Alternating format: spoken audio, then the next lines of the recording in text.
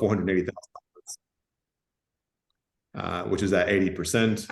The residual loan of $156,000 is now secured against your owner-occupied home. So you end up with 3 loans, but there's a method to the madness. We want to keep these facilities completely separate so that it makes it easy for your accountants when you go to do your tax returns at the end of the year. It's easier for them to identify what is investment debt that you get tax benefits on versus what is owner-occupied debt where you don't get any benefits, right? So you would take the loan statement for this facility of 156 and this loan here at 480, take those 2 statements to your accountants, and then they'll help work out the costs that you've associated with that property to determine what your tax benefits would be for the year.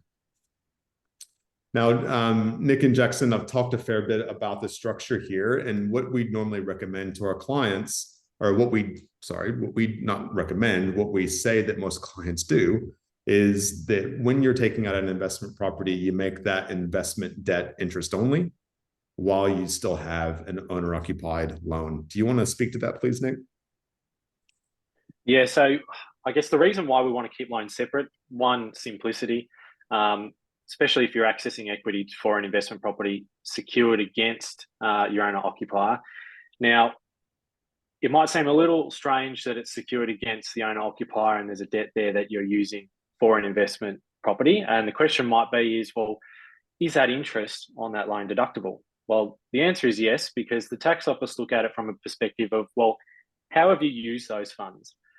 So if the funds were to go out and fund ultimately, personal purchases, it's not deductible. But because it's used for an investment income producing asset, that interest becomes tax deductible. Now, the reason why you would want to keep it interest only and have your owner occupier as principal and interest is because we want to try and reduce the non-tax deductible debt as, I guess, quickly as possible, because you're not going to get any benefit from a tax perspective in that, I guess, scenario. So keeping the loan separate is absolutely a must. It keeps things nice and easy, particularly if the ATO ever said, prove how you've come up with these interest deductions. Now, if it's muddled in with another loan, it becomes very messy, and it ends up costing you more money in the long run. So that probably puts things into a little bit of a summary there. Yeah, fantastic. One thing Nick touched on was the cost. If you start muddling loans together, it means the accountants have to work more hours, and accountants would then have to pass that cost on to you. So you want to keep your accounting bill as low as possible, then you keep your loan separate. All right. And certainly that's what we recommended always, to try and avoid cross-securing and to avoid combining loans together. All right, so I think that does it for the explanation, David. I might pass it back over to you. Yeah, thank you. Yeah, cross-securing gets people into all kinds of trouble. And I think it's a very, very common misconception, as you said, that the security is what determines the tax deductibility of the debt. And it's not the case. It's always the purpose. One thing I should have covered off on, I'll just quickly go back to that screen. Sorry, Dio. When we speak to clients about buying an investment property, one of the things that we need to organize is the initial deposit that you'll need if you make that purchase. So if you were to go out and buy a house for $600,000, the expectation is that you're going to put down a 10% deposit or $60,000 to buy that home. And so we do this $156,000 loan up front. We get that money ready for you so that when you do go out and buy yourself a house, you've got this loan here and you can access the funds required to make that purchase. Sorry, I should have gone through that earlier. It's a good point. And the other benefit of interest only in that instance is that you don't have a repayment until you've used the funds. So it is offsetting itself, or all of the funds available are back in the account. There's no balance and therefore no interest charge until you use the money. But no, you're right. You need the money to put down the deposit. So, I think we've gone through accessing equity. Yes. So the benefits of investing in property, and this is where I'll pass more over to Jackson and Nick, because it's from the accounting side of things. But the first thing that we wanted to talk about was depreciation. So a very high level, depreciation is an accounting method to reflect the value of a property, value of an asset when you purchase it, and how it decreases in value over time. So Jackson, if you want to touch on how depreciation is beneficial from a tax point of view, that'd be great. Yeah, so when you've got an investment property, you'll have costs that you need to pay for physically, and depreciation is a cost that you get to use to reduce down your taxable income, but it's not a physical cash cost that you have to outlay personally. So that's the benefit of depreciation. Depreciation, if you go out and purchase a new car today, drive it out of the showroom, it's going to depreciate over time and therefore reduce in value. We're able to claim that expense in relation to the property over time, over a number of years, to be able to get some tax benefit there. So the biggest benefit to depreciation is that you're not physically outlaying cash to be able to get that income tax benefit. So yeah, that's the great part. It's not a physical cash outlay, as you said. What kind of things are depreciable? What can you depreciate? So one of the main things is getting a quantity surveyor's report. So that's an expert that can come out and look at a property, essentially looking at light fittings, looking at structures, to be able to see what's included in that property that you've purchased, and to be able to put together a report for you to be able to claim that depreciation year on year. You can have that whole quantity surveyor's report for the life of the property. So it's not an annual cost or anything like that. You get it done once, and then you'll continue to get that benefit tax-wise each year. And so I guess to that point, there's more of a benefit from a depreciation aspect if you're purchasing a newer property or building a new house compared to buying an older property? Certainly. So you're going to get much higher for building a new property because it's all essentially new.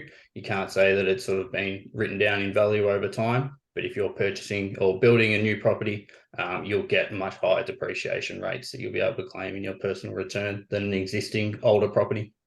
Yeah. So it's something to consider as well. Just in this example, the average fittings that we were accounting for in a property, it gives you a depreciation estimate of about $3,000 per year. And again, correct me if I'm wrong here, but essentially that means that you're reducing your taxable income by $3,000, which means you'll receive a refund of whatever tax you paid on that portion. Yeah, so it all comes back to your marginal tax rate as the individual, depending on what other income you have, whether it's salary or business income. That's where the different rates will apply from a tax perspective for that $3,000 deduction. Yeah. As we've said, it's all subjective. It's all based on your individual circumstances. So I think that's a great one, something that you don't have to spend money on, but you can claim. It's great. Yep. We've also got negative gearing. This is probably the more common thing that we see when we're investing in property, especially residential property, and especially around this area.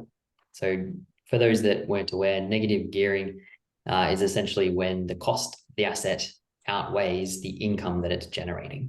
So if it's got an outlay of $10,000 a year and it's making you $5,000, you're negatively geared $5,000. And again, I'll hand over to you, Jackson, just to talk a bit more about that with the same sort of property, a $600,000 property. Yeah, so the negative gearing is essentially what's certainly more preferred from a tax standpoint, that you're able to get some income tax benefits from negative gearing. Positive gearing can occur on properties. People can get the benefits that way. They might end up with some more cash in their own pocket, but negative gearing is much more prevalent these days, especially with higher interest rates that we have currently. So negative gearing is essentially, as David touched on, that the income that you're receiving is less than the expenses that you're incurring. So you might receive all the rent payments during the year, but you've got interest, maintenance, management fees, you might be council rates, water rates, all these things that come into it that actually reduce down the income, the taxable income that you're receiving annually. So in this example, a $7,800 loss in relation to the property. So that's a tax loss that's going through. So it's not necessarily going to match up in relation to the cash loss that you might incur, because if you've got a mortgage on this property that's principal and interest repayments, then it's going to be, your cash outlay is going to be higher. So you've got to know that you're able to essentially fund this negatively geared property that you're going to be essentially expensing more than you're receiving during the year. But that $7,800 loss essentially can reduce down your taxable income. So if you've got a salary of $137,800, you're only going to therefore be paying tax on $130,000. So depending on your personal circumstances is to whether that loss is more beneficial in your name, in your partner's name, in a different entity. And that's where we start to look at structures, which we'll go through later on. Yeah, that's a great point. It does really come into play. And I think that it's such an important thing to keep in mind as well, that the negative gearing aspect is a year-on-year review. So if you're looking at the cost of holding a property year on year, it's very different when you're looking week to week, because you've got principal and interest repayments on the loan, or perhaps some other expenses that aren't tax deductible. Just on that point, actually, with the vacancy rates so low, we're probably not going to see this too often, but if the property is vacant, I'm assuming that means you'll incur more costs and therefore have a larger deduction, a bigger gap between income and expenses. Absolutely. So whether you're able to claim the expenses depends on whether that property is available for rent. So if you've got that listed that you're trying to advertise that property to get some tenants in, you can continue to claim those costs. You can continue to claim the interest and everything that's associated with it. So therefore that increases the total loss on the property, which you'll get some tax benefit for in your name if you own it personally, but you've also got to be able to fund it. So you've got to ensure that you've got essentially a buffer if your tenants move out and you've got to do some repairs to the property at all, that you're able to fund those. Yeah, absolutely. And this is a bit of a tangent, but if you were building a new property purely to have more of a depreciation benefit, if the property is not available to rent, i.e. throughout the entire construction, does that mean the interest expenses on that loan while you're building are not tax deductible? So they won't be tax deductible, but they will add to the cost base of the property. So when you sell the property in the future, you've got a higher cost base, so you'll make less of a gain that you will therefore pay tax on. So you get the benefit, it's just a delayed benefit. Yeah. We're going to go through that a little bit more, but that's a great point, that not all costs are deductible throughout holding the property, but down the track. David, while we're on negative gearing, sorry, just to jump in real quick. Negative gearing is probably the most popular term that gets thrown around when clients come in to speak to us because they want negative gearing. They like the idea of it. And it is great because it helps you reduce your tax position and how much tax you have to pay to the ATO. But negative is there for a reason. You're losing money on this property right now. So in this example, you're making a loss of $700-800. And there should be an expectation for all investors that when you go into investment properties, if you're maximizing the investment debt and borrowing the full purchase plus all of the costs, that there's going to be a loss that you're making in the first 10, maybe 15 years until your rent increases enough to cover the full costs of this mortgage. So you need to go into investing knowing that you're going to be out of pocket on a weekly basis, and set that expectation from the start. Sorry, Nick. Yeah, no, spot on, David. That's exactly what I was going to run through as well, is that the tax benefits are great. They're there. You can access them if the circumstances allow, but ultimately there is a shortfall, and that shortfall has to come from somewhere. So while you will get some tax relief, it will help offset part of that loss. You still need to account for it in some way. So that's got to fit in with your goals. It's got to fit in with your circumstances. And ultimately, the tax is almost a byproduct of what this scenario is showing. And it shouldn't be the sole focus either. That should be the well, that's it. Tax savings are great, but, they have a place. They have a place, yeah. It's a great segue. And before we do go on to the most important part of investing, we just wanted to highlight a couple of other costs of owning the property. So advertising, this is for lease, the body corporate fees if it's a unit, borrowing expenses when it comes to the lending, the land tax. Is there anything you can add there about the land tax, Jackson, as well? Yeah, so certainly land tax, with the Victorian government with the State Revenue Office, they've increased land tax recently. So we've seen for quite a few of our clients, the property values that are being applied for land tax these days are a lot higher than what they have been over the past few years. So therefore, they're extra costs that you've got to be able to fund in relation to the ownership of that property. And land tax is all based on the amount of property that you hold in your name, essentially. So whether you've got other entities involved or whether it's in your name, if you've got a portfolio of 5 properties, then you might have some larger land tax that you're going to need to pay in relation to those ownership. Yeah. And just on that, we're at the mercy of the State Revenue Office with those types of expenses.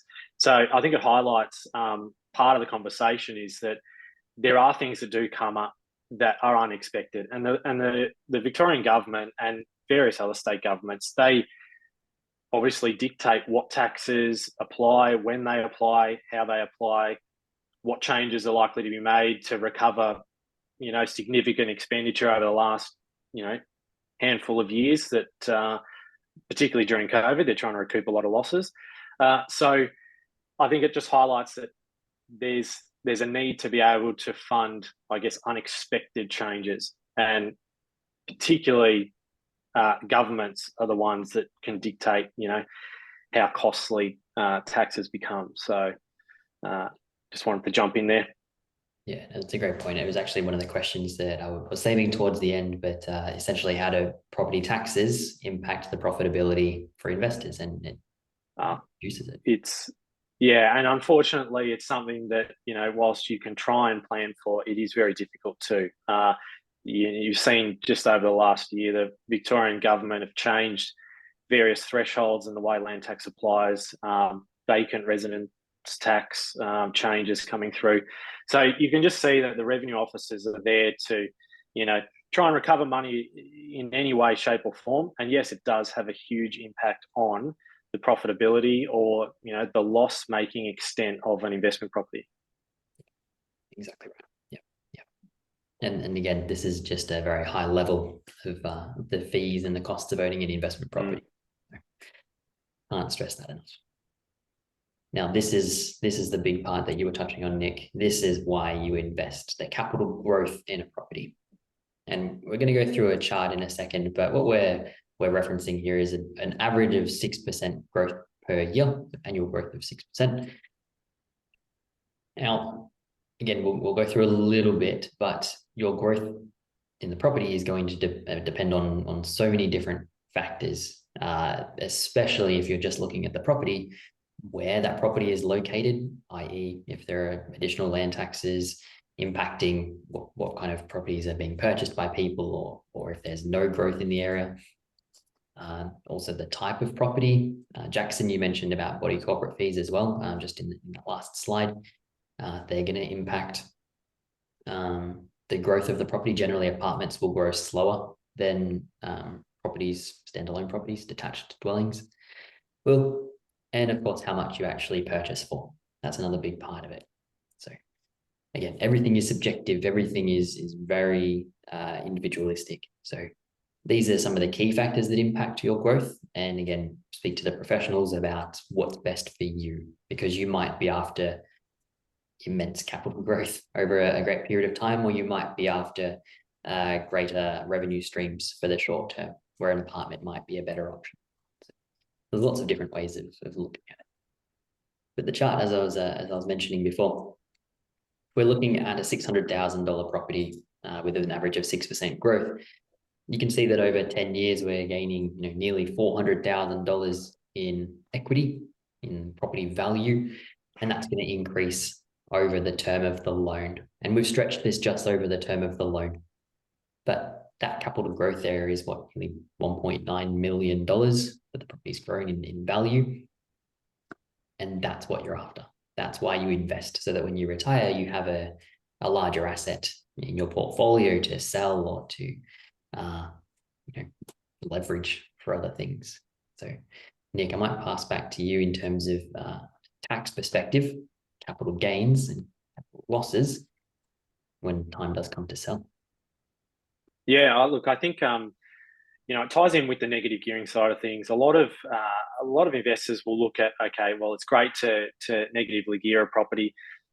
Yes, there's a shortfall, but ultimately the idea is to ensure that the growth of the property far outweighs the the losses that you're making on an annual basis. Now, with the 6% growth rate there, that's a good indication that the properties will, the growth in the properties will exceed the losses, but it comes down to the individual circumstances. So I guess the main idea is to hold a property for, a good long-term amount of time. It's not something you want to do in the short term because you're guaranteed to not come out of it very well. There are exceptions to that, of course, but for the most part, it's a long-term asset. You've got to go into it with a long-term view. So just jumping back to that chart that you just had up there, David. So the growth in the first 10 years, and this could be an example of how capital gains works, is that you buy a property for 600,000.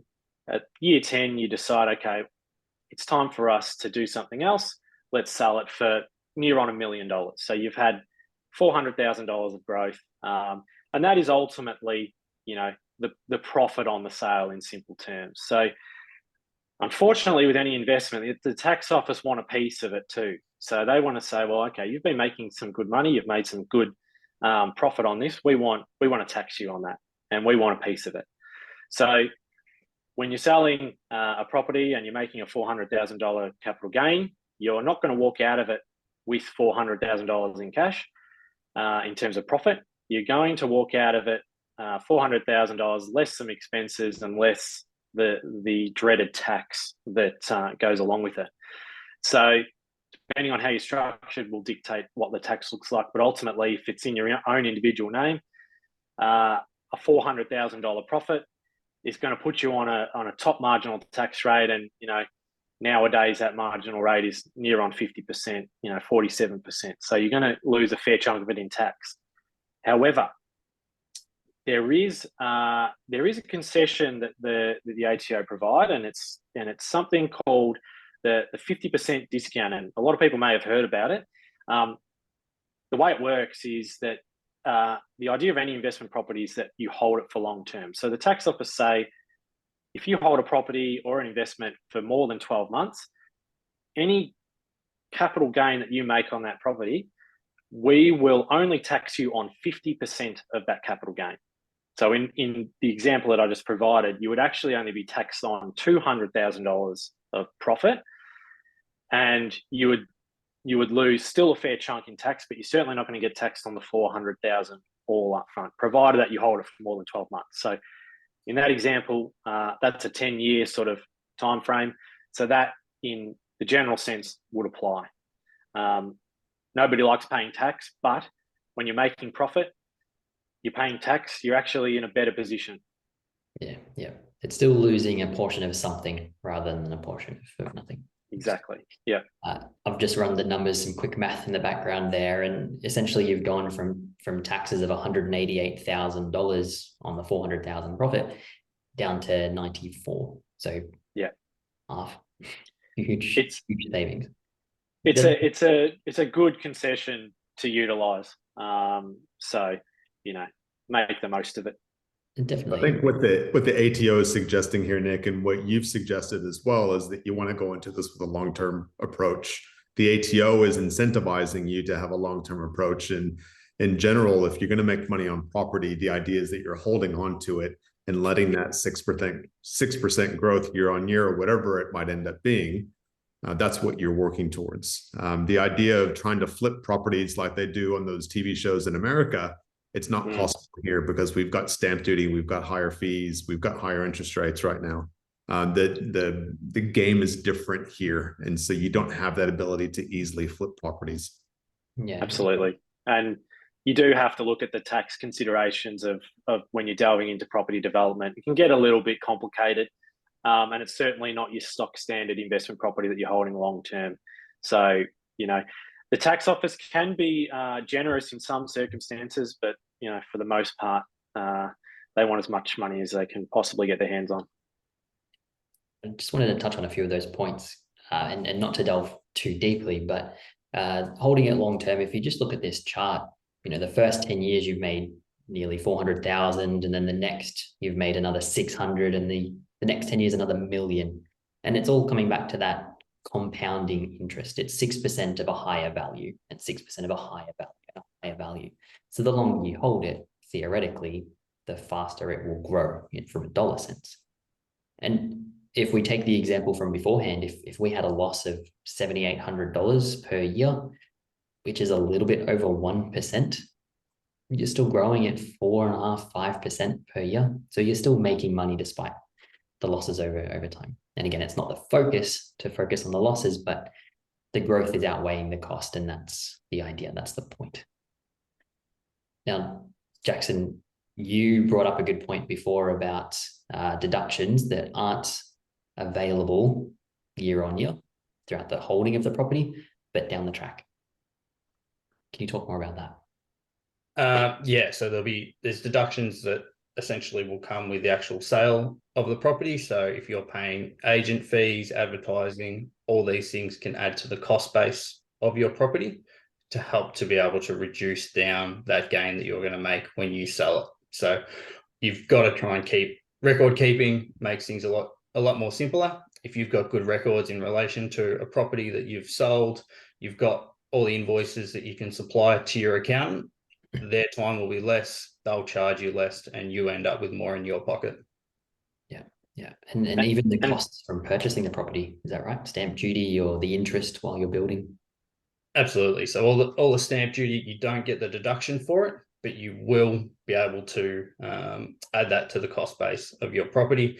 If you're going through a build and you're paying off the loan, you've got an interest going through on the loan at that point in time, they're all capitalized costs. Even if you've got some improvements that you've done to the property over time. So if you've renovated the kitchen, you might get some depreciation on that over time. And if there's still a balance left after when you go to sell the property, then that can also add to your cost base. So we're reducing that $400,000 to $200,000 and even further before we start taking off that tax. Absolutely. So you're reducing down that $400,000 gain, and then you'll still get that full discount when you actually go and prepare that return.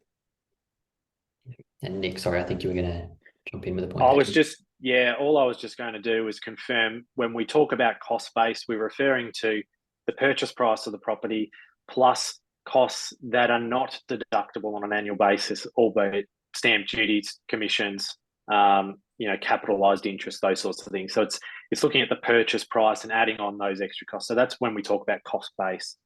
And yeah, just to put it into perspective. Yeah.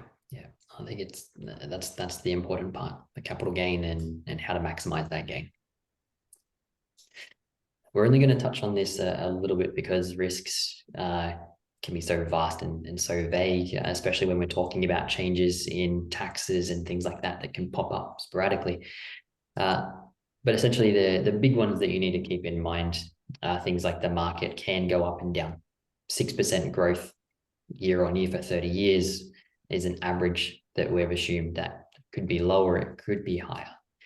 A decrease in value could coincide with the current market. So you could have growth for 10 years and then a decrease in value for the next 10, but that's when you have to sell.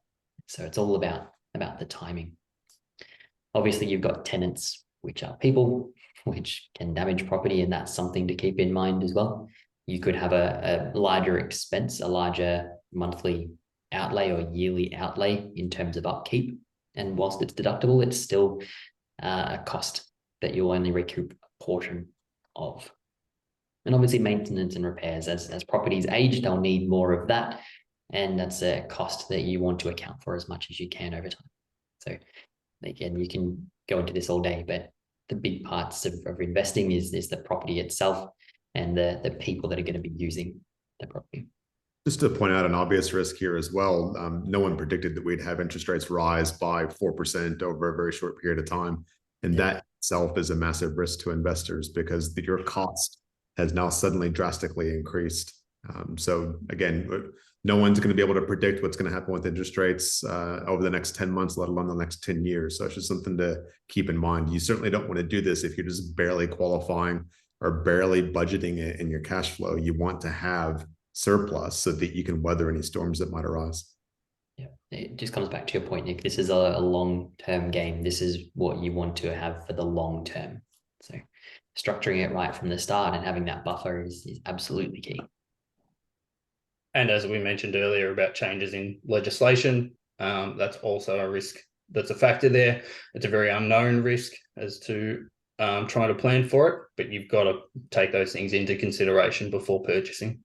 Yeah, correct. There's a really good one, good question, sorry, that we've got that I'm going to leave to the end, but it ties into that perfectly.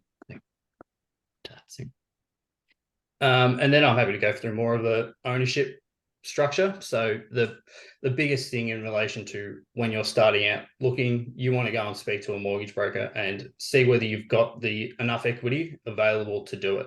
If you fail at that first basis point, then there's no point speaking to an accountant or anything like that if you can't actually financially afford the property. So essentially the most favorable anti-op structure that people do in relation to purchasing a property will be in their individual or joint names. So this can be structured a number of different ways in relation to the percentage of ownership. If it's a couple that are purchasing it, if there's an individual as part of the couple that has a much higher taxable income rate just from their salary, then they might get a better tax benefit from the negative gearing side of things. So as long if they're planning to retire, sell the property after they retire in 15 years, then their taxable income will come right down, and when they sell the property, they won't be hit with that top marginal tax rate. So certainly planning around and thinking about whose name the property is in is certainly something that needs to be considered before you jump into signing contracts and agreements. Jackson, just on that, what you're suggesting then is if, let's say the wife was earning $200,000 a year and the husband was looking after the kids, that you could potentially put it in the wife's name only. So she's sole owner of the property, and it's the ownership percentage that determines the ATO tax benefit. Absolutely. So if she's a person that's on the title, we'll have individuals, a couple that might have 99% and 1% of ownership. But if you've got someone that's on a really low income level and they've got a negatively geared property, well, they're not getting any tax benefit to doing that. If you've got somewhere where you can get that tax benefit, then that's always going to be that preferred option. And just on that point, David, you can also use the partner who is on the higher income to service the loan for the bank. So the people who are in charge, responsible for the mortgage repayments, don't necessarily have to be the owners of the property, but all of the deductions are still based on the ownership. So that's a nice way to kind of work within the loopholes, I suppose. It's the best of both. Best of both. Yeah. Absolutely. So it's all just trying to get that advice and trying to work out what suits you in your personal circumstances. Correct. Yeah. And there are a few other entities which we're not going to talk too much about, but SMSF I thought was worth mentioning a little bit there because that can be quite a big discussion, especially these days. Yeah, so certainly for trust, you can have trust structures, company structures, or a self-managed super fund owning property, and it all comes down to your personal circumstances. If you want asset protection in relation to this property because you're a business owner, you might want to have a trust or a company that's owning this property, so it's a separate legal entity to yourself. It's certainly worth a discussion before you go ahead. In relation to a self-managed super fund, there are a lot of costs in relation to getting a self-managed super fund set up these days. So you'll likely need some financial advice and need to get essentially a trust deed and everything prepared. So there are some higher costs there. You do get some good tax benefits in a self-managed super fund. but there are also a lot of lending restrictions. So you'll be unlikely to be able to lend for the 80% that David touched on earlier in a self-managed super fund. So you've got to have enough funds in there, and you've also got to be considering whether that's the right investment for your super savings. These are funds that you want to use to when you retire. So if you're locking it all away in an asset that actually declines in value, then it's a big risk that you're taking there. So, but self-managed super funds, we've got plenty of clients that will still have property and will continue to own property in self-managed super funds. You've just got to essentially be able to plan around it. Absolutely I right. think planning is the key word there. I think Jackson mentioned the word cost when he was talking about self-managed super funds, and I think it applies to all of the last three structures there. If you're setting up a trust or a company or an SMSF, there's going to be extra costs involved because you need an accountant or a financial advisor or a solicitor to set those things up for you. And those all come with costs. And then you've got audit fees as well on top of that on a yearly basis that you have to pay for. So we need to underline the word cost like 3 or 4 times, especially when it comes to self-managed super funds. A lot of clients will ask us about self-managed super funds, and I just say from the start, it's not for everyone. And actually, it's not for most people. There are perfect situations where an SMSF is fantastic, but you just need to know going into it that it's expensive. All right. It's expensive to set up. It's expensive to operate on a yearly basis. There are higher interest rates for SMSF loans because banks, basically it's a non-recourse loan. And so banks will charge for that higher risk to them. So again, it all comes down to what Jackson mentioned at the beginning, that we want you to speak to your accountant or your financial advisor and work out the structure that's right for you. And then you get your lending based on that. Absolutely. And we will be holding a webinar in future about SMSF in particular, because it is such a big topic that we need way more time to talk about it. That pretty much brings us to the end. A bit of a summary that I wanted to run through, but first of all, coming back to the professional advice that we can't stress enough. At the end of the day, it's always a good idea to speak to people that are smarter than you and have more knowledge about topics that you're just not sure about. But professional advice when it comes to your assets, to your wealth, is just so important. And so making sure that you've got your accountant, your broker, your financial advisor in your team, we can't stress the importance enough. And as Jackson highlighted, it's probably best to start with a broker to find out what is possible, and then the structure and the benefits of different structures with an accountant or a financial advisor from there. And one thing I just want to point out, David, really quickly is that before you lock yourself into anything, before you sign any contracts, anything like that, get the advice up front, because it's very, very hard to undo something and set it up the way it should have been set up had you got the advice up front. There's a lot of costs associated with it, a lot of risk. So just wanted to put that in there very quickly. That's a great point. We want to have these conversations weeks, if not months, before action is taken to make sure that the structure is correct and everything is comfortable before we go ahead. So speak to the professionals first.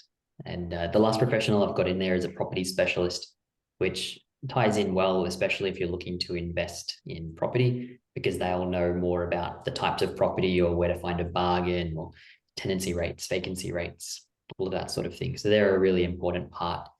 And again, a bit of a tangent, but especially an agent, a buyer's agent fee is another one of those deductions when it comes to selling, isn't it? Yeah. Getting the nod from the accounts, that's good. So that's another deduction down the track. So what I want to do is jump into questions. But again, in summary, make sure that you're speaking to your professionals first, and we can run through what's actually possible, how to set up the structure, and then you can jump into investing confidently and with an end goal in mind, which is, yeah, it's the point. You need to have the end goal in mind. Now, as I showed at the start, we've got our mortgage brokers, which again, a lot of you will already know and have spoken to. And we've got our accountants, Nick, Callan, and Jackson as well. So please reach out. You'll have links to our meeting, our calendar. You'll have a copy of this recording after the webinar as well over the next couple of days. But please reach out to the professionals first. So We're going to jump into questions, but before we do, was there anything else you wanted to just add at that point, Nick, Jackson, or David? Just while I bring these questions up. Look, I think I liked how you summarized that at the end, that you want clients to have confidence. And I think that you get confidence by being educated on what you're about to do. And so you speak to the professionals, get yourself educated. And a large part of our service, while we're mortgage brokers and we go off and find you the best interest rates on your home loan, it's about educating clients on making good decisions, right? It's about sitting down and making sure that, yes, the bank might say you can afford the loan, but are you comfortable with the repayments? Are you going to be comfortable next year when potentially you have a second child and you're down one wage for a period of time? So it's about having that in-depth discussion that's not just looking at the initial transaction that you're trying to do, but is this going to work for you and your lifestyle over the next 5 to 10 years? So it's really important that you have confidence and you have that comfort that what you're trying to do has legs in the end. Yeah, absolutely right. We've got a few anonymous questions and a few named questions, so I'll call out the names where available. This first one is anonymous. Can I claim the costs of a bathroom renovation against my rental income? Nick? I'm happy to take this one. Yeah, look, I think the tax office look at it from a perspective of, well, are you making a genuine structural improvement to the property, or are you just restoring something to a condition where it's usable?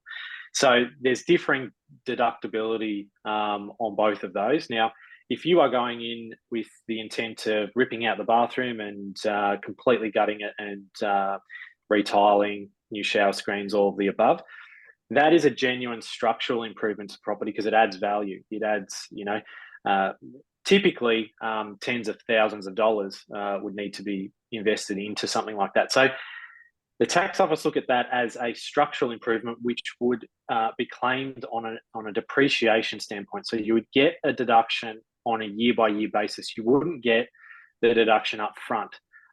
So that there ties in with depreciation. Now, if, for example, you were just replacing a sink, or you were replacing a leaky tap, or replacing some broken tiles, they're repairs. They're just bringing it back into a condition where it's usable and it's not going to create too many other issues. So repairs are deductible. So we've got to look at it on a case-by-case basis ultimately. So how far are you going with what you're doing? Is it an improvement? Is it a genuine repair? Good point. And record keeping, I suppose, in both instances is key. Absolutely. It usually occurs on, in one particular year, a client will go out and spend a whole heap of money on doing up a bathroom or a kitchen. We'll flag that and we'll have the discussion around, well, this is how we need to treat it for a tax purpose. And of course, we request, the relevant documentation to store on file as well. Got one here from Donna. I might aim this one at you, David. What happens if you're purchasing a property for $350,000? Your home is worth $900,000, and your current home loan for the owner occupied is $320,000. Is there a benefit of reducing your home loan by transferring that debt onto the investment property? So essentially picking up your current owner occupied debt and shifting that onto the investment property. Is that beneficial? Is that possible? So the ATO is going to look at the purpose of the funds that you're borrowing for this property, Donna. So in this situation, you can't take owner-occupied debt and just convert it over to be investment debt. And it's a great question. I'm glad you asked it because it's a common question that we get from clients that we speak to that are, and the biggest example is when a client's got their existing home that they want to convert to an investment property, and they're going to go off and upgrade to a new owner-occupied home. And instead of having a large owner-occupied debt, they say, well, can't we just shift things around and have a larger investment debt? And you can't. And the ATO is all over this from the advice I've received from accountants in the past. They've got checks and balances and systems in place to audit these things and look for when people are trying to shift debt over. So in the end, no, you can't. And Nick, Jackson, do you want to add anything to that? Yeah, it's a good point you raised, David. Sorry, Jacko, but I'm sure I'm going to say exactly what Jacko's about to say. Is that the ATO are like Big Brother these days? They have far too much information about what is going on with you, very little privacy. Ultimately, they have a lot of information about residential investment loans and loans on other properties. A lot of data matching these days, and it is an increased focus of the tax office as of the last year. So need to tread very, very carefully with those sorts of things, and you want to make sure you get it right. I might just add, just in case I've missed something, it doesn't specifically say you have a $320,000 balance. For argument's sake, if that $320,000 was in redraw and you take it back and you use it for the investment property, then it will be tax deductible because it's been used for investment purposes. Correct? Well, not if it's in a redraw because you've paid that debt down technically. If it's an offset, you can.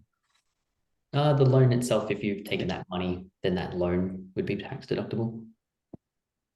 Yeah, so ultimately, what the ATO look at is they will say, okay, you pay down, it's sitting on a redraw, okay, that's fine.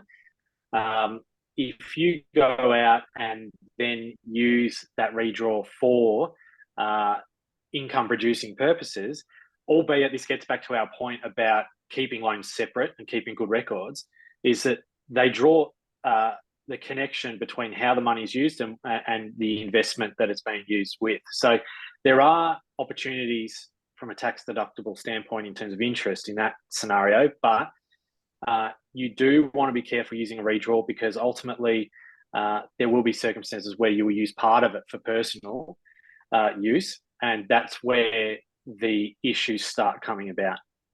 So again, goes back to make sure you get advice around your own individual circumstances. And never make assumptions. Yeah. Also over a shorter loan term, which means your repayment would be higher than setting up a new loan over 30 years and reducing the holding costs of the property investment. Got another one here from Peter. Now, Jackson, I'll direct this one to you. With a depreciation schedule, are you able to change the amount you are able to claim? For example, claim more in the first few years and claim less later on. So with a depreciation schedule, a lot of the time you'll be able to, there's two different methods that can be used. You might have some of the structural improvements that are at a fixed rate for the life for 40 years. So that's just a fixed depreciation expense that you can claim. But if you've got some equipment and some sort of plant and fittings and fixtures and things like that, they can be on a diminishing basis. So you get a higher deduction up front and it reduces down. But if you get a quantity surveyor's report completed, the figures that are included on that are the figures that you need to be able to use. You can't just swap and change based on your personal circumstances if you have a higher income in 1 year and you just want to claim extra deductions in that year. Not a carrying over loss, so to speak. No. And just to add to that, the quantity surveyors are the ones that use the tax office legislation about what the effective life is of an asset. So the effective life is how useful is it over the span of its lifetime. So they use that as the basis for depreciation. So if you were to change and muddle things around, it wouldn't stack up with the tax office, unfortunately. Can I ask if that's brand dependent? A Miele will last a lot longer than a Hisense. Not necessarily. The ATO have a general effective life for a dishwasher or a fridge. So that's what they deem to be the depreciation applied per year. So albeit that you might buy a more reliable product and it might last you a lot longer, it doesn't necessarily change the depreciation that is claimed. And just don't buy Miele for your investment property. Yeah, good point. Hopefully that answers that, Peter. Darren, a question from Darren. What is the impact on depreciation upon the sale of a property, if any? What is the impact of depreciation upon the sale of a property? So this is where we get into a little bit more, specifics. But ultimately, there is a component of depreciation that does have some form of impact when you do sell. So that is the depreciation on the structure of the property. So that's something called the capital works depreciation. So if you are claiming that over time, what you're saying is you're reducing the structural component of the property that you've purchased by the equivalent of the depreciation that you're claiming. So if you said the structural, so if you purchased a $600,000 property and the structure was worth $300,000,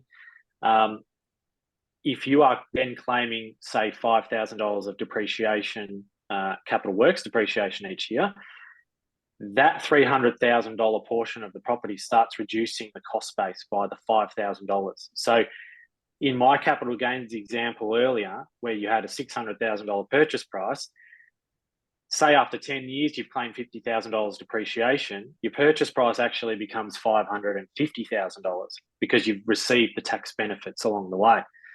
So you end up with a larger capital gain at the end, albeit receiving some of the benefits along the way.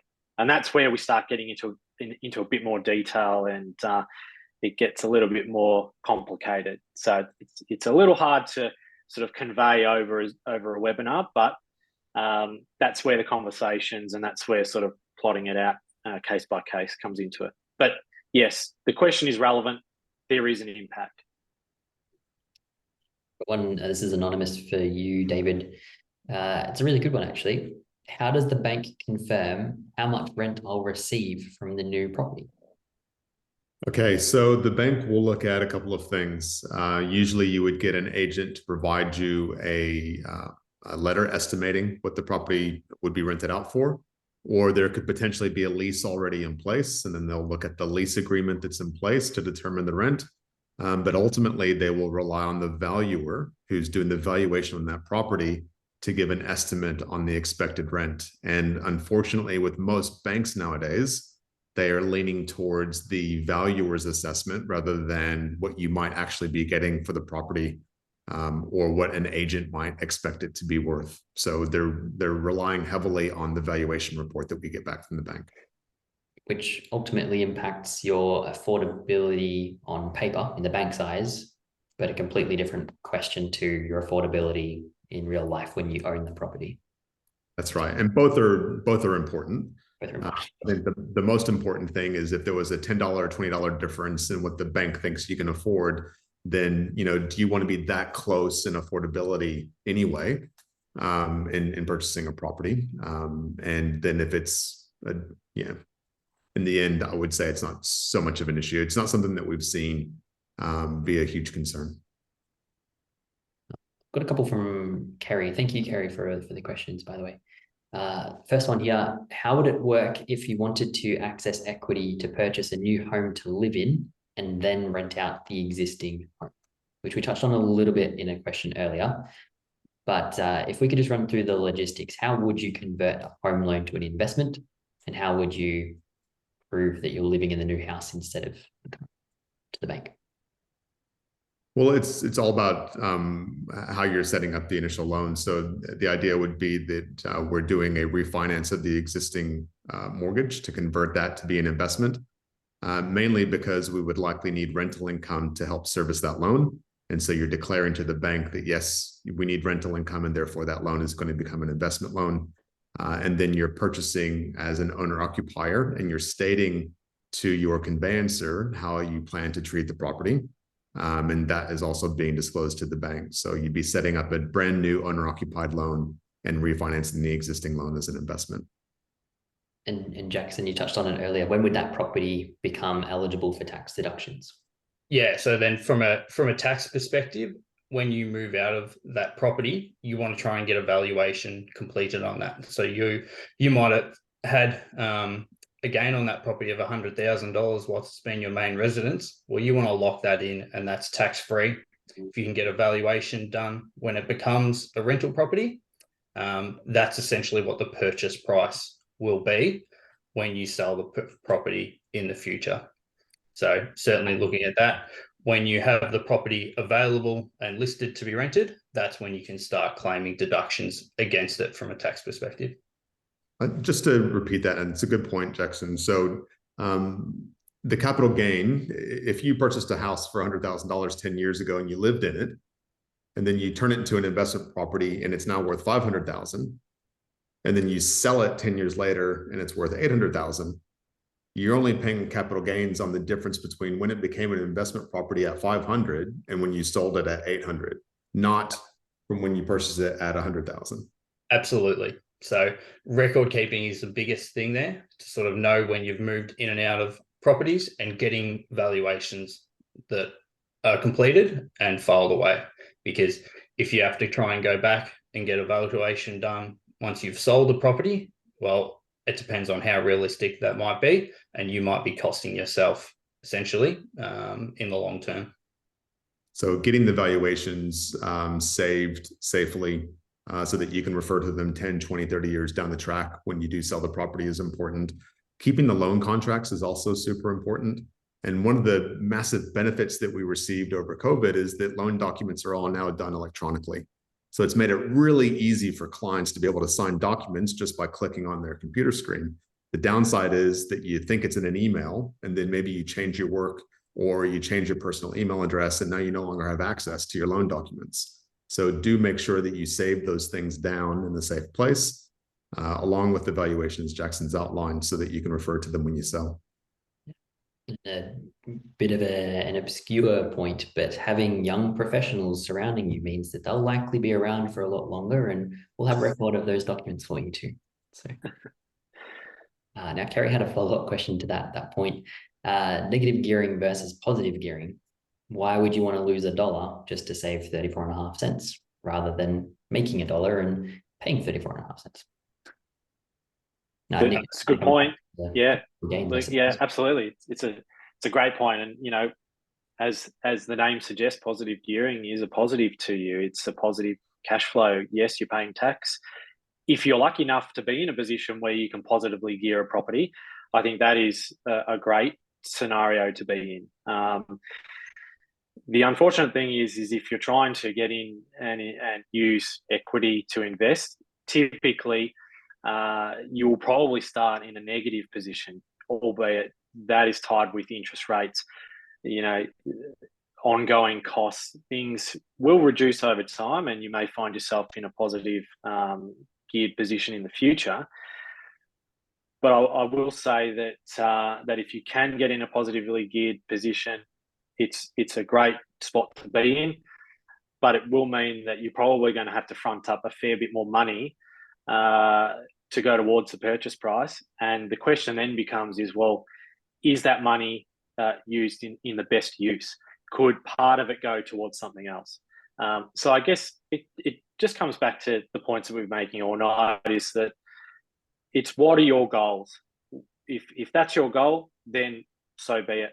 But you've really got to tie it in together with all your other circumstances and what you want long term. But I do agree, it's a good position to be in if you can find yourself positively gearing a property. There was a time there for about 6 to 12 months when interest rates were as low as 2.25% for investment properties, where some properties were actually positively geared because the interest rates were so low. But there's very little chance that we'll ever return to interest rates as low as they were. So I don't see that being a possibility in the near future. Yeah, agreed. Sorry. I've got a few questions here from Carmelo. How are improvements made after the quantity surveyor report accounted for ongoing? So that's all in relation to record keeping. So as Nick mentioned earlier, if you are going to rip out a bathroom and redo it, then there might be some structural improvements that have been completed along the way there, and you'll be able to still claim depreciation ongoing in relation to that cost incurred. So you might pay $20,000 for that renovation. You won't get that that deduction up front, but you will still get that over a number of years. So there's still that benefit of depreciation, but you've just got to try and have those records in relation to what you've actually paid for.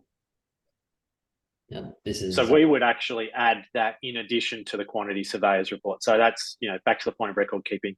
You can have your quantity surveyor's report, but you can continue to make improvements, and we can continue to depreciate, provided the records are there. It's all about the records. Yeah. This one comes back to the legislation. There was a discussion or a conversation around negative gearing being scrapped. Has that been cancelled? Is that still going? What are our thoughts? Good luck to the government that does that. Yeah, agreed. There's a lot of investment properties out there that are negatively geared. So to make a change like that would throw a lot of people out of place. Good. Now, are there any states which do not have land tax on properties other than principal place of residence? It's a good question. We don't typically deal a lot with other states, but I can be corrected here. Possibly the Northern Territory may not have land tax, but typically speaking, states across the country will follow suit. So if one state does something, another state will adopt it in a similar nature, albeit they'll have their own degree of thresholds and whatever else that they'd like to put in place. So states like to kind of harmonise in a way, but also go off on little tangents where they can find opportunities to make more money. So I think that for the most part, land tax will apply almost across the entire country. Yeah, certainly up the whole eastern seaboard. Now, I've had a question come through 25 minutes ago, sorry, from Karen, who's no longer here, but has asked how long this call will continue for. Sorry, Karen. About 30 minutes. So at least you'll have the recording, so you'll see these questions.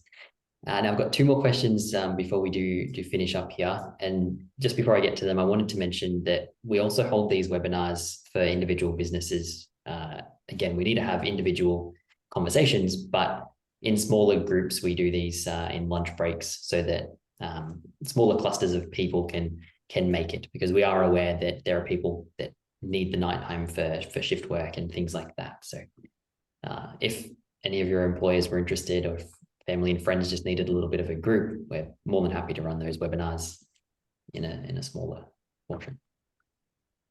Now, this question that I've got is two anonymous questions. And this is a good point. In our introduction to the webinar, we did mention that there are companies that can assist in finding the right property to invest in. It comes back to two groups, essentially all under the one banner though, a buyer's agent, someone who will source a property for you with a fee. And then we do have access to other investment companies that run countless calculations around why they believe a certain area within the entire country is at the bottom of a property cycle in terms of growth and decrease in value as well. So we do have access to that. It's not something we really touched on, but if you're interested, anonymous, please reach out, because we do have access to those professionals. One thing that we'd never do, and I'm sure that Nick and Jackson would agree, we'll never recommend a specific property for a client to purchase. You need to speak to a professional that's going to help do that. And you want to treat it just like any other relationship in your life. You want to have that love connection where you feel there's some trust, and you can see a massive level of professionalism and research that goes into the products that they provide. So just like you would want a love connection with your broker and with your accountant, you want to find that same relationship with your property specialist. Yeah, absolutely. It comes back to the lifestyle factor. Like you need to sustain this investment financially and for a long period of time, but you also need to sleep at night. So can you trust the advice that you were given? This last one, I'll direct to you, David. I know we've touched on it already, but is it better to pay off your home first, or at least get the LVR down to a certain point before investing? So this is the conversation that I love having as soon as this question's in your head. And it's going to go back to what Nick's been saying and what Jackson said. It's all about your individual situation and what your goals are for the next 5, 10, 15 years. As far into the future as you can see, that helps us determine the answer to that question. Now, I think what we want to stress here is that we want to ensure that whatever you do, you are financially comfortable, that whatever mortgage I'm going to give you, you've got comfort that you can make those repayments regardless of what might happen in the future. So fantastic question. And I'd welcome the chat that we could have one-on-one to work out what's best for you. Yeah, absolutely. Look, that's everything for our webinar tonight. A big thank you to Nick and Jackson from Casey Partners for joining us and providing such great insight into the tax benefits of investing in residential property. I hope you've all benefited from tonight. And again, thank you to the panelists. Fantastic. Thank you very much. Thanks, David.